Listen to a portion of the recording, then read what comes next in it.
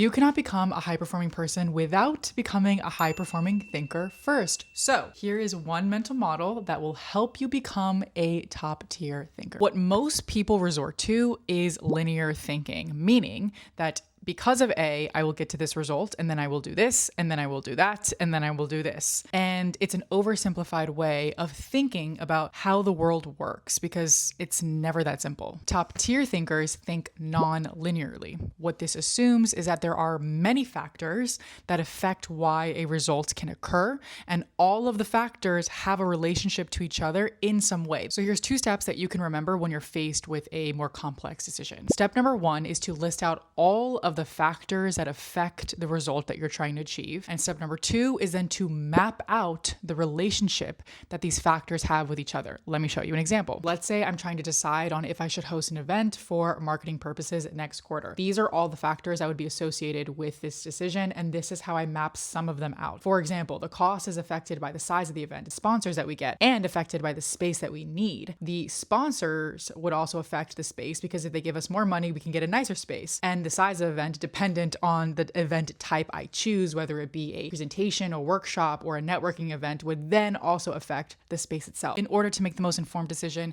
you have to think about all of the factors. And if you don't, you might have to deal with the consequences of oversimplifying your decisions later, because a bad decision, you'll always have to clean up in some way, shape, or form.